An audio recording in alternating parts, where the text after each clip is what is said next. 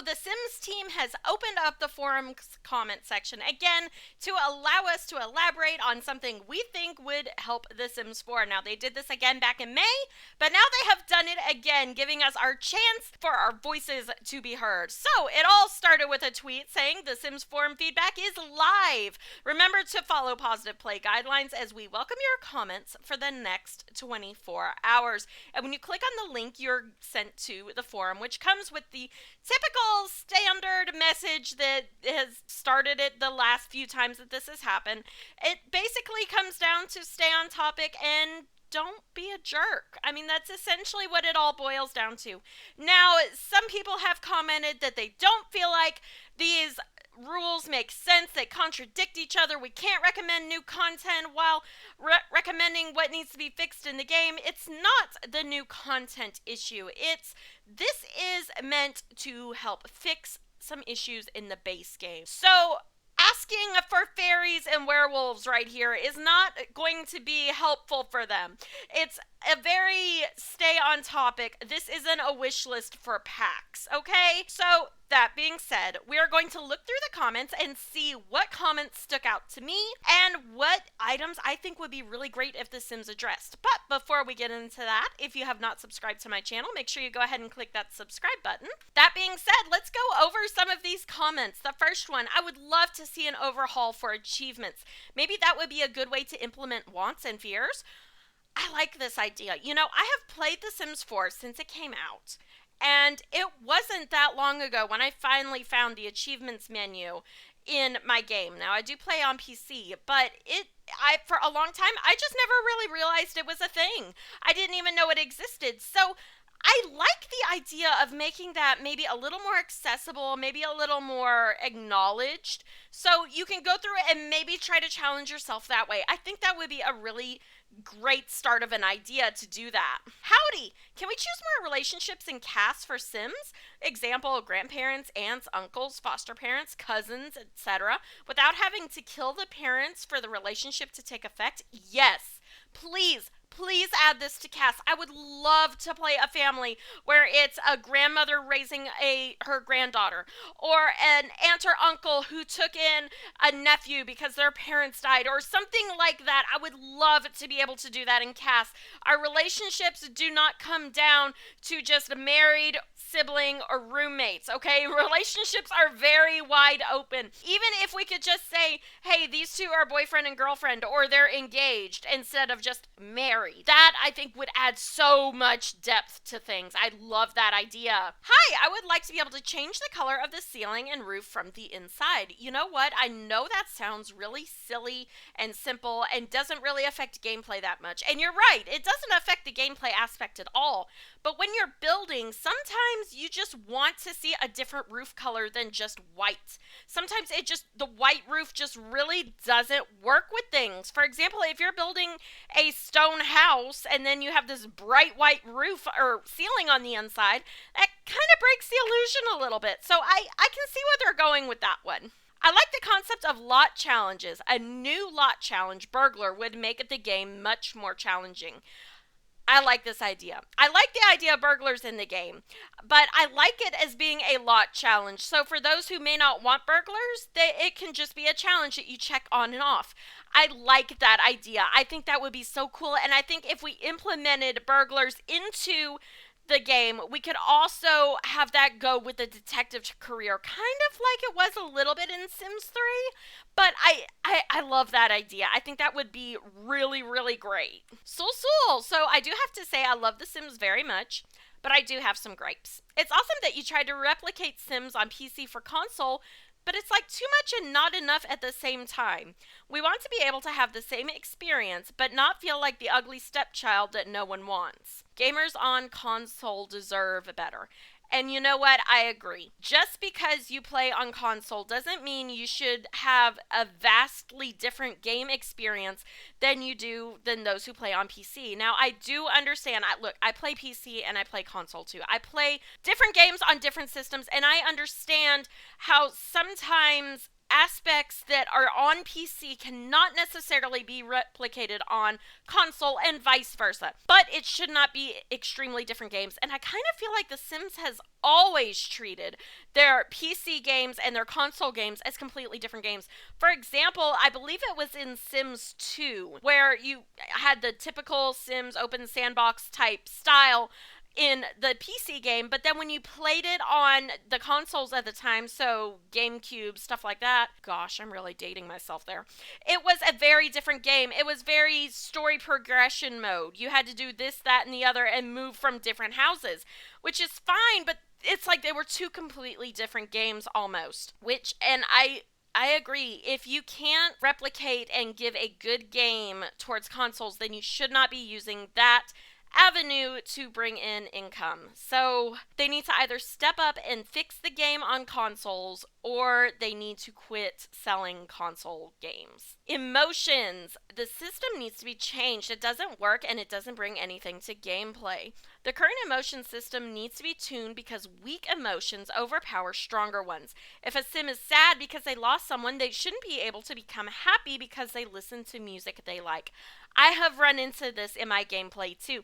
I'll have a sim who has just lost their lifetime partner, someone they've dated since they were teenagers and then grew up and got married and had children with them, and now they're old and one of them dies and they're sad. They have the sad mood lit, but then they watch a fun TV show they like or eat a happy meal and it's okay for a little bit. And I don't know. I don't feel like the emotions are balanced right. I definitely think it needs some rebalancing. Pleasant Sims, I noticed her comment. Now, I think this is the same Pleasant Sims as the YouTube channel, but I'm not 100% sure. I played two sisters who are enemies and live together. Instead of acting like enemies, refusing to talk to each other, having negative interactions, etc., they've become best friends over the course of a single day without any intervention from me.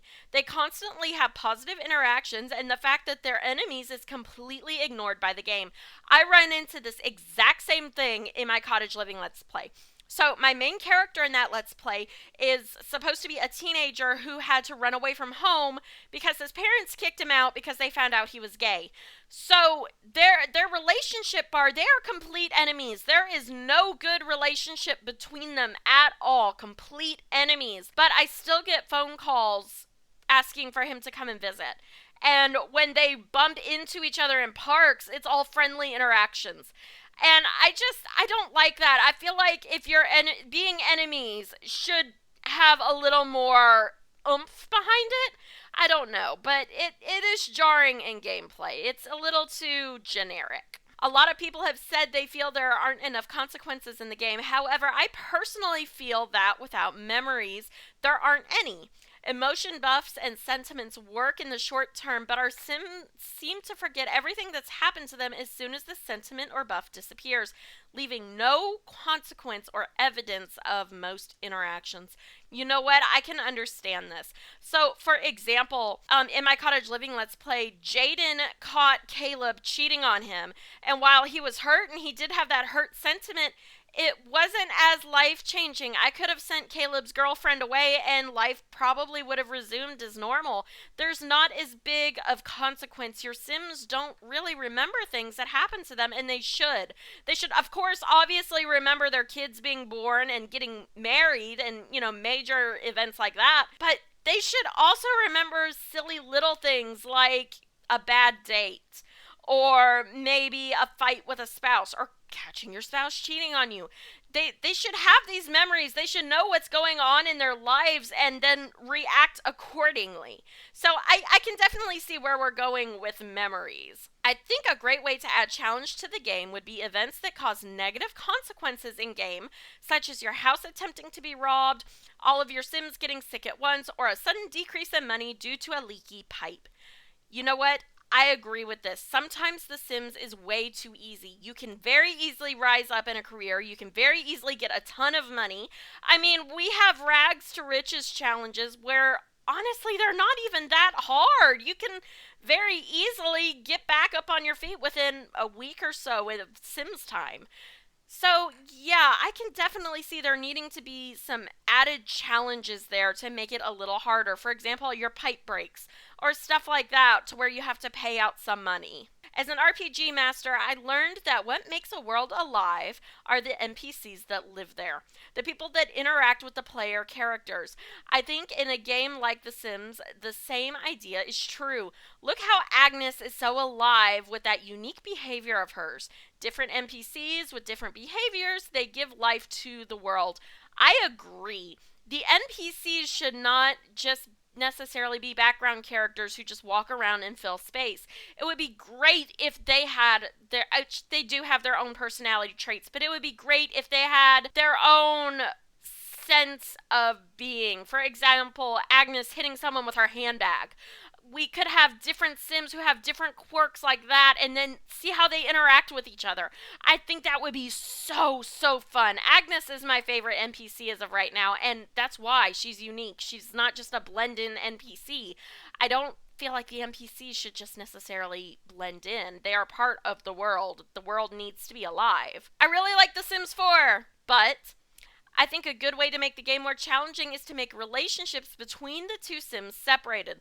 Like my Sim can be in love with another Sim, but the other Sim not really. Like it was in The Sims 2. I can understand that. Obviously, if you have feelings towards someone, those feelings may not be reciprocated by that other person.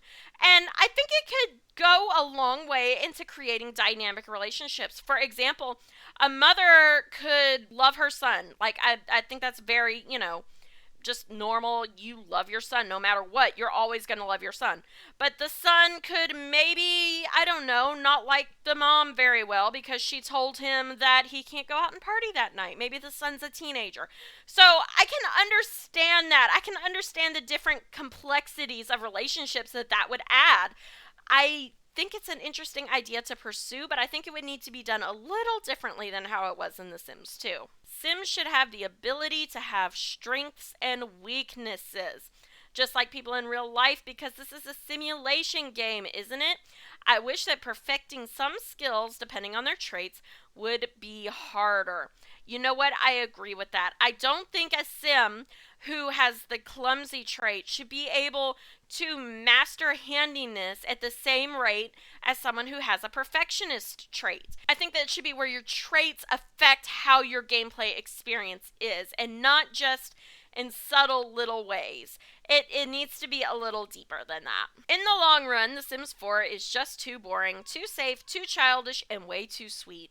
It lacks depth, personality, and challenge. It even lacks signature Sims game humor that made it hilarious and unique back in the day. I truly wish you would take into account that adults are, or for my case were, your customers too. But I know you won't, and it's truly sad.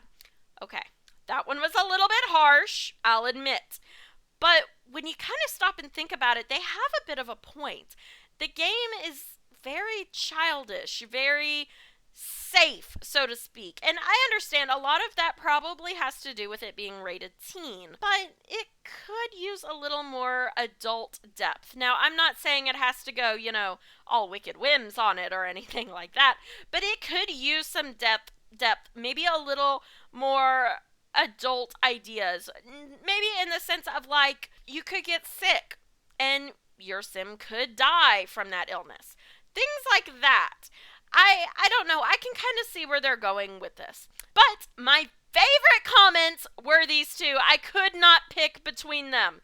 First, I'll be short. I think adding centaurs as supernatural creatures would be cool and fresh. Well, it would be different, I'll admit that. And the next one, I really, really want horses. That's the only thing I would like. Horses and non-object babies.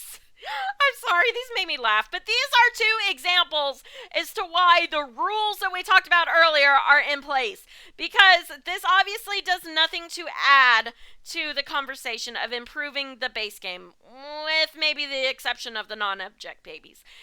Those would be expansion pack issues, not the base game pack that they're trying to fix and work on. So I kind of took these two as examples as to why they have those rules in place. This is why.